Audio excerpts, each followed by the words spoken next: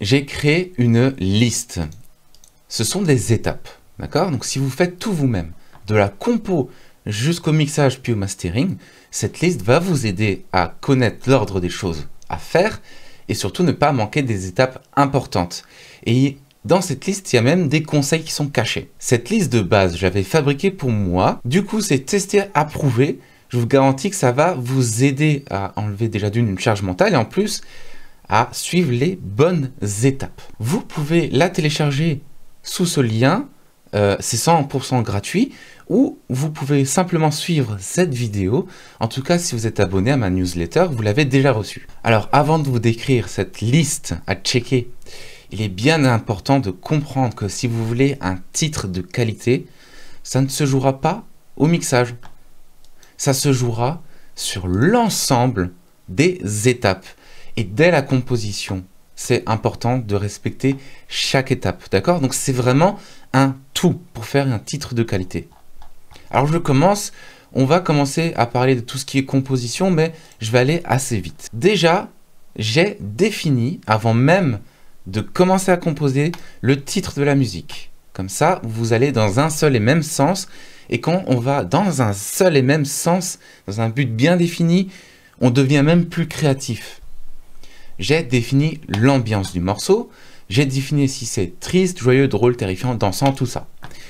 Grossièrement, vous savez déjà à quoi va ressembler la pochette d'album ou la pochette du single. Je sais du coup, grâce à ces étapes précédentes, quelle structure aura ma musique. D'accord? Vous ne foncez pas tête baissée. Si vous avez défini à l'avance toutes ces étapes, vous sauriez comment placer l'intro, le pont, le couplet, le refrain, bref, la structure générale du morceau. Maintenant, vous êtes au stade de la composition. Et sûrement que vous procédez comme moi, sur FL Studio ou sur Cubase ou tout ça, vous composez directement sur le logiciel parce que c'est finalement bien pratique. Et en plus de ça, l'aspect visuel vous aide quand même beaucoup à composer. Donc, j'ai enregistré mon projet sous le nom, donc titre de votre musique, / compo ou / brouillon. Pour ne pas être piégé, j'ai réglé à l'avance la fréquence d'échantillonnage. Le plus courant et le plus pratique, c'est d'être en 44 Hz et 24 bits. Moi, j'ai toujours fonctionné comme ça et je vous le recommande. Je coche. J'ai préparé à l'avance mes instruments virtuels et mes pistes audio. Comme ça, il y a juste à brancher l'instrument ou à jouer avec le clavier. Si vous faites du rock, je vous conseille de préparer à l'avance votre batterie, votre basse, vos violons et puis votre piste de guitare avec déjà dessus l'ampli virtuel. Vous allez gagner du temps et de la charge mentale. Et du coup, je vous recommande ma vidéo composer de la musique sans s'éparpiller. Je viens de finir de composer. Je me suis amusé à choisir un son que j'adore sur mes instruments. C'est important de se faire plaisir et c'est important de fabriquer déjà un son qui me plaît. Je me suis amusé à créer une sonorité unique sans me soucier du futur mixage. C'est une première phase de sound design où vous allez simplement vous amuser à forger une identité sonore. Ok, je coche, c'est fait. Ma composition est 100% finie et le jour de l'enregistrement, il n'y aura rien à improviser. D'accord? Comme ça, je suis sûr que je ne vais pas m'égarer. Je coche.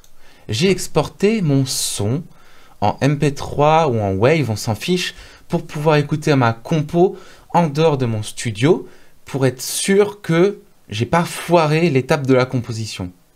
J'aurai pas de mauvaise surprise plus tard. Je coche. Je confirme qu'il n'y a rien à peaufiner. J'ai prévu de changer les cordes de ma guitare, accorder mon piano à queue et dépoussiérer mon Stratovarius pour les personnes les plus riches de mon audience. Ça, c'est pour être sûr que le jour J, tout soit prêt. Maintenant, on est au jour J de l'enregistrement des instruments. J'ai enregistré le projet sous un autre nom, d'accord? Il faut recommencer un nouveau projet et pour que tout soit au propre et tout soit visible facilement. Je coche. J'ai une piste audio sur laquelle il y a ma compo enregistrée à l'arrache. pour ne pas m'égarer. Donc ça veut dire que le jour J de l'enregistrement, si jamais vous êtes un peu paumé, si vous ne savez pas trop où vous en êtes, vous aurez cette piste-là de votre compo enregistrée à l'arrache pour être sûr de ne pas chercher dans votre mémoire où vous en êtes. Du coup, tout est lisible et ergonomique, il n'y a plus qu'à y aller. J'ai pris mon temps pour que la prise soit de bonne qualité. Donc je vais prendre mon temps pour placer mon micro, tester si ça sonne bien, régler l'entrée de la carte son, il faut que tout soit carré avant de foncer tête baissée. Mes prises d'instruments sont parfaitement en rythme. Je coche. Mes prises sonnent juste par rapport aux autres instruments. Des fois, on compose et on ne se rend pas compte qu'il y a des instruments qui sont harmonisés, qui finalement sonnent mal ensemble. Là, il faut impérativement corriger, revenir en arrière dans l'étape de la composition. Je coche. Je n'ai aucun conflit de notes entre les instruments qui me font douter ou grimacer. Encore une fois, c'est le moment ou jamais de revenir en arrière. Après, ce sera trop tard et vous aurez trop la flemme. J'ai donné le meilleur de moi-même. C'est un état d'esprit à adopter. Des fois, on se surpasse avec son instrument et c'est déjà une bonne chose de se surpasser, mais il faut aussi des fois comprendre qu'on n'arrivera pas à faire mieux. Faut pas buter sur ça. Alors je coche, j'ai donné le meilleur de moi-même. On est le jour J de l'enregistrement de la voix. Si vous chantez, vous devez avoir très bien dormi. C'est pas une blague, c'est vraiment important. Je pense que ça se voit même sur les youtubeurs, ceux qui ont mal dormi et ceux qui ont bien dormi. Moi actuellement, j'ai passé une nuit de merde. Mais faut bien que je sorte cette vidéo. Bon, hydrater. Mais encore une fois, c'est pas une blague. Il faut bien s'hydrater pour bien chanter. Faut pas non plus boire 5 litres d'eau, sinon vous aurez des rots. Le genre de choses que je coupe au montage quand je fais une vidéo. Je n'ai pas mangé trop gras, trop sucré, trop salé. Et oui, c'est comme les pubs, hein. Trop gras, trop sucré, trop salé va produire des gaz. Et ça va vous empêcher de bien chanter. Et en plus de ça, de bien réfléchir. Parce qu'on a besoin de réfléchir quand on chante. Parce que ça vous demande une charge mentale. C'est pour ça que je recommande les jeûnes de 3 jours. C'est un truc à pratiquer. Je suis pas dans la mouvance, méditation, tout ça là. Mais par contre, je pratique des fois le jeûne et ça fait un bien fou parce que le cerveau il est libéré. Pourquoi pas faire un jeûne de 3 jours quand vous chantez? Mais attention, hein, si vous avez des carences, ça peut être aussi très dangereux. Je me suis sérieusement échauffé et c'est, vous savez, les jeux d'échauffement où vous avez l'air vraiment con quand on vous regarde, mais c'est important de le faire. J'ai fait en sorte que ce ne soit pas l'enfer pour enregistrer ma voix. Donc, c'est intéressant de faire un appel à un ami de confiance et pas de faire un appel à son crush. Hein, pourquoi je dis ça? Parce que quand on fait appel à son crush ou une personne à qui on a envie de plaire, que vous soyez un homme ou une femme, hein, vous n'allez pas être naturel et vous penserez plus à ce que la personne qui est présente pense de vous que votre prestation. Si vous n'avez personne à qui demander pour vous enregistrer, alors il faut faire en sorte que votre bureau sur lequel il y a votre PC et la touche enregistrer ne soit pas trop loin, sinon ça va être un enfer et vous l'entendrez plus tard lorsque vous allez vous réécouter. J'ai pris mon temps pour régler le placement du micro, pour ne pas avoir de regrets plus tard. J'ai testé le son pour être sûr que je ne sature pas à l'entrée de ma carte son. Je coche. J'ai enregistré dans le rythme, très important. J'ai pas fait de prise en me disant je me rattrape plus tard pendant le mixage. Et je suis sûr à 100% que vous, à 90%, pensez tous ça, je me rattraperai plus tard pendant le mixage. Et ça, c'est une erreur. Et encore une fois, c'est de l'état d'esprit à adopter.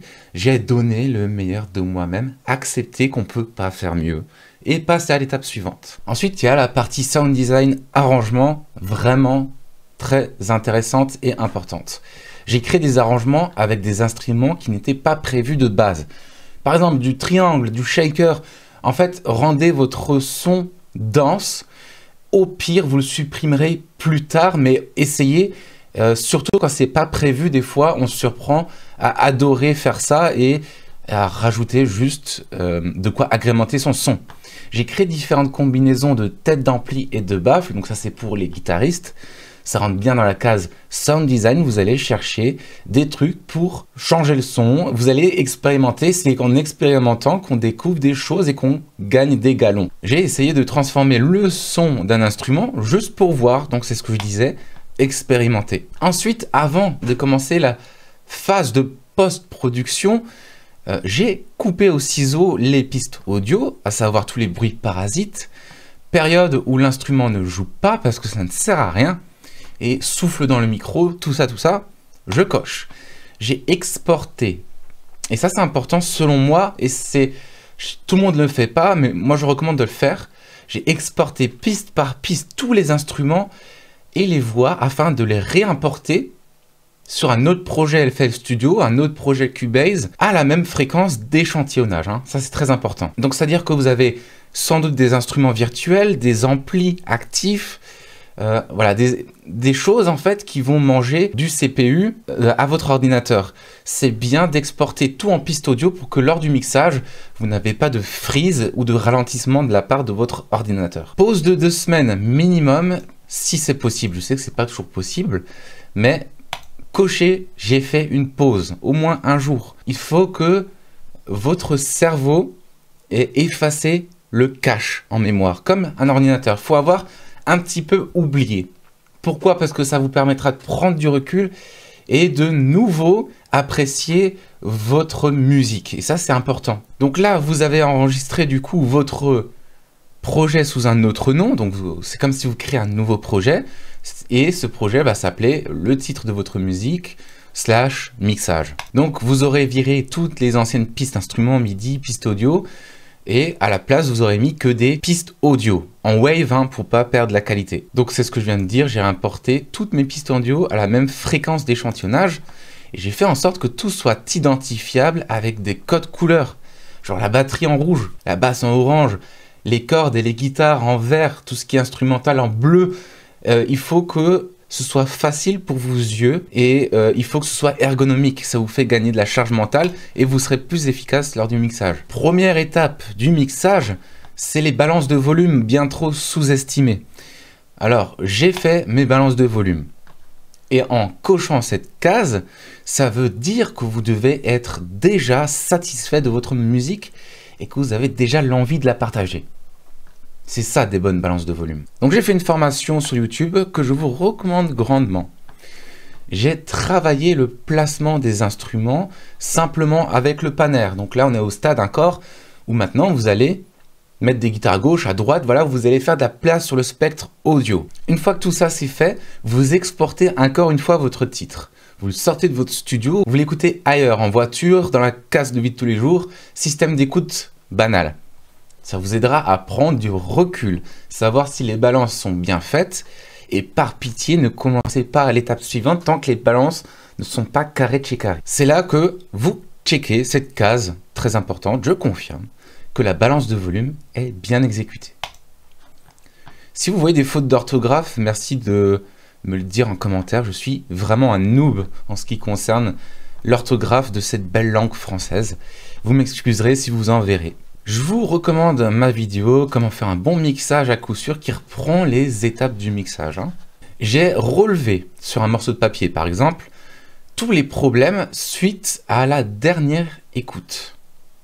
Donc, en écoutant votre titre une fois que vous l'avez sorti du studio, vous avez noté des problèmes. J'ai fait une première session de mixage en ne faisant que des traitements curatifs par rapport à ce que j'ai noté sur ce morceau de papier. Tout ça, c'est des éléments là dont je parle dans mes formations. J'ai écouté le résultat en sortant à nouveau ma musique de mon studio. Donc on sort encore une fois la musique de son studio, toujours pour prendre du recul. C'est vraiment ça qui vous fait vous rendre compte des choses évidentes à corriger, sortir sa musique. J'ai fait une session de sound design, une de plus encore, en accord avec mon mix. J'en dis pas plus, vous avez compris. J'ai fait une session de mixage pour travailler la 3D dans mon mix. C'est l'étape suivante, travailler la 3D, la notion d'espace de devant, derrière, à gauche, à droite avec les reverbs et les delays. J'ai sorti encore une fois la musique de mon studio. J'ai fait une session de mixage pour corriger les problèmes que j'ai relevés à cette écoute, une fois de plus, et j'insiste. J'ai fait une pause d'une semaine pour prendre du recul, si vous pouvez. Et tout est bon, je passe à la suite. La suite, c'est le mastering. J'ai effectué mon processus de mastering, donc voilà. J'ai mis mon limiteur sur la piste master et j'ai écouté ma musique sur tous les supports possibles et imaginables parce que ça doit sonner bien partout. Et là, deux cas de figure. Dans le meilleur des cas, le son me plaît, je pense avoir fait le meilleur de moi-même, toujours cet état d'esprit, et je coche, j'ai fini, pas besoin de chercher plus loin. Ou autre cas de figure, le son ne me convient pas, et là, deux cas de figure encore, soit j'en ai trop fait au mastering, parce que vous avez fait un bon mixage peut-être, mais vous en avez trop fait au mastering, auquel cas vous cochez ça, ou alors le problème vient du mixage et il faut retourner en arrière. Plus grave encore, ça peut venir de l'enregistrement et vous n'en êtes pas aperçu. Auquel cas, il faudra revenir à l'enregistrement si vous voulez vraiment avoir un titre de qualité. Mais la plupart du temps, le problème vient juste du mixage, un petit truc à corriger qui vous met dans l'embarras. N'oubliez pas que tout ça, c'est téléchargeable en lien, c'est gratuit. Et j'espère que vous avez aimé ce format d'auto-analyse. Et je vous garantis que ça va vous apporter des résultats parce que ça marche très bien sur moi. Merci d'avoir regardé la vidéo jusqu'au bout. C'était Geoffrey Valzac du Musicien Indépendant et je vous dis à la prochaine. Salut tout le monde!